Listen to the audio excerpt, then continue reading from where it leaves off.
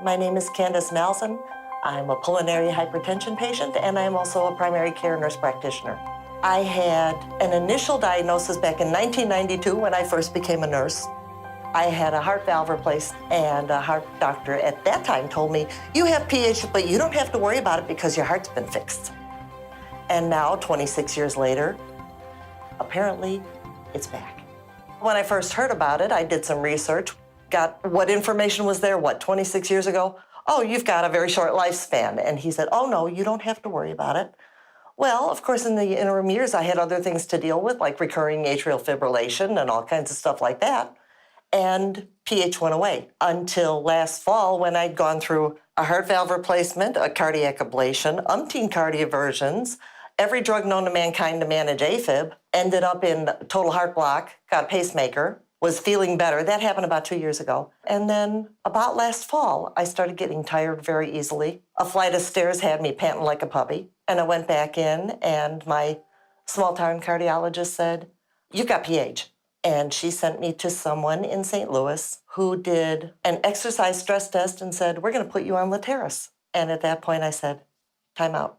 Because that month from the stress test to my last visit with him, being a clinician and working for the VA where I had access to whatever journals I wanted, I did an extensive search on PH and found that, number one, right heart catheterization is the diagnostic gold standard.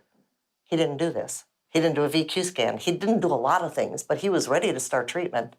But I told him that I am a clinician, and if for no other reason than I am a clinician, being part of the problem isn't enough. I want to be part of the solution. So I want a referral to a PH center so I can offer myself for studies, clinical trials, whatever.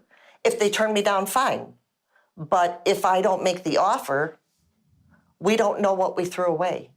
I learned a lot about doing peer-reviewed research, not only in my master's program, but in my doctorate program. And it can be very exhaustive, but I learned that there are ways to target things so that you can be a little more efficient. And my feeling was, if I don't do this for me, nobody will. So I have to do this for me. But I'm also part of this community. I have the ability to do this, so I don't just owe it to myself, I owe it to my community to be part of the greater good. I was on the table in the lab at this hospital in St. Louis, where I did this very interesting stress test where I was laying on my back on kind of a gurney that had one of those small cycles with the surgical boots attached so my shoes wouldn't come out. And I was laying on my back and pedaling. There was a nurse on my right side injecting something. It was some kind of a contrast so they could get better pictures of the heart. There was an echo tech on my left side moving the probe here, there, and there was the physician near my feet saying, keep the second light lit, and telling the technician, yeah, that's good, capture that, capture that, capture that. And when the test was done, he said, oh, you did very well. Your pressures go way up when you exercise, but it's okay, we'll put you on Letairis.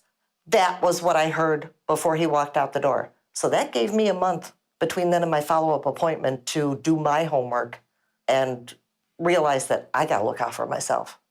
Anything you can do for yourself, do it. Call anyone you know, talk to anyone you know. If you hear of anyone who has the same condition, see if you can connect with them and talk to them. Because I'm in the clinical world, I can ask people, who do you like for primary care? Who do you like for endocrinology? Who do you like for different things? But most people don't. Any network you have, use it, milk it. Take as much ownership as you can. I live in this body, I own it.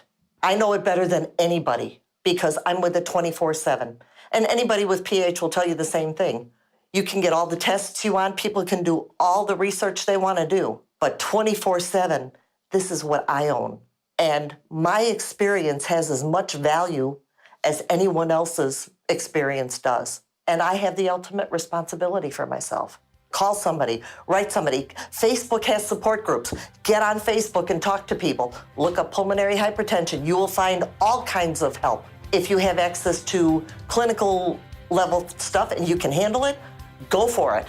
Do everything you can to advocate for yourself because The best outcome comes from the best investigation. Every one of us has the opportunity to participate.